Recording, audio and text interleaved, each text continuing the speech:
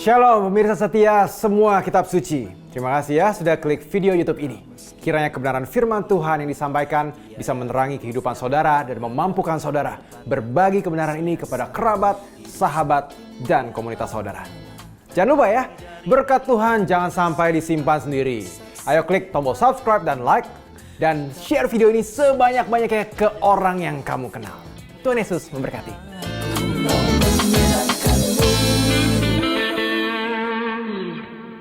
Masalahnya bila ada kesepakatan atau perkenanan antara orang percaya dan orang tidak percaya dan mereka menikah dengan berharap bahwa orang yang percaya akan memenangkan pihak yang lainnya di masa yang mendatang nanti?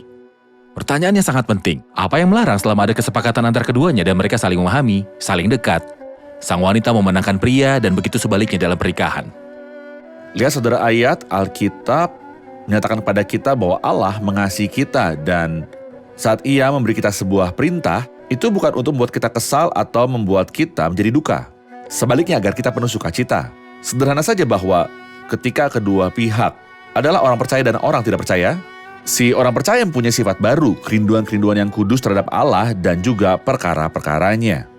Ia juga mempunyai sifat buruk yang menariknya jatuh. Benar? Tapi berapa banyak sifat yang dimiliki pihak orang yang tidak percaya?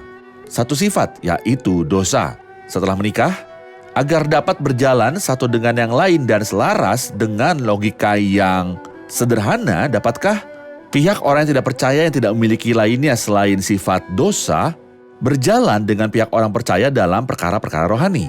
Atau yang lebih logis adalah pihak orang percaya yang memiliki sifat dosa menyesuaikan diri dengan sifat dosa satu-satunya yang ada di pihak orang yang tidak percaya? Apa yang akan terjadi bukanlah orang percaya akan buat orang tidak percaya menjadi lebih baik, tapi yang pasti orang tidak percaya akan menarik orang percaya. Tidak percaya akan menarik orang percaya untuk mundur dan menariknya sampai jatuh. Itulah sebabnya. Perintah di sini itu penting. Jangan kamu merupakan pasangan tidak seimbang dengan orang tidak percaya. Dan di dalam ayat-ayat yang lain yang berkata, janganlah kamu sesat.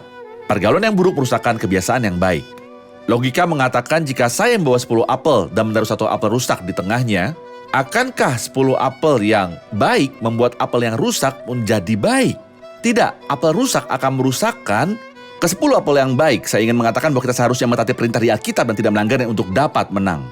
Sebagai Allah yang penuh belas kasihan, terkadang Ia dapat berurusan dalam beberapa kisah yang kita dengar, dan pihak kedua datang pada Allah ini adalah sebuah petualangan, atau jika saya menyebutnya untung-untungan yang saya tidak bisa jadikan sandaran dalam keputusan yang paling serius dalam kehidupan. Ini untung-untungan. Setelah menerima Kristus secara pribadi, keputusan menikah, jadi saya tidak bisa berani dengan hidup saya dan mematuhi pihak yang tidak percaya berdasarkan suatu kemungkinan yang nilainya 0. Rasanya tidak disebut dalam Alkitab tentang contoh manapun yang berkata bahwa seorang percaya dapat berurusan secara akrab dengan orang yang tidak percaya dan membawa mereka kepada Kristus, tapi kebalikannya lah yang terjadi. Misalnya Simpson, ia adalah seorang Nazir. Ketika ia pergi ke tempat yang jahat dan terlibat dengan orang-orang yang tidak percaya, ia tidak memenangkan mereka bagi Kristus. Sebaliknya mereka yang menariknya. Lot, orang percaya. Ketika ia pergi ke Sodom, ia tidak mengubah orang-orang Sodom dan Gomora, tidak seorang pun dari mereka. Sebaliknya mereka membuat sia-sia hidupnya, dia dan mereka yang bersama dalam rumahnya. Jadi pengaruhnya cukup jelas. Seperti Yosafat dan Ahab. Begitu banyak contoh dalam Alkitab. Jadi jelas bahwa yang buruk selalu mempengaruhi yang baik. Sahabat Pijar TV, Shalom, apa kabar? Terima kasih sudah menjadi sahabat dan menjadi pemirsa setia program-program Pijar TV. Kami sungguh rindu agar saudara bukan saja diberkati dengan menyaksikan program-program ini, tapi juga dapat berinteraksi dengan kami untuk berdiskusi dan bahkan didoakan melalui WhatsApp dan telepon yang tertera di layar kaca ini.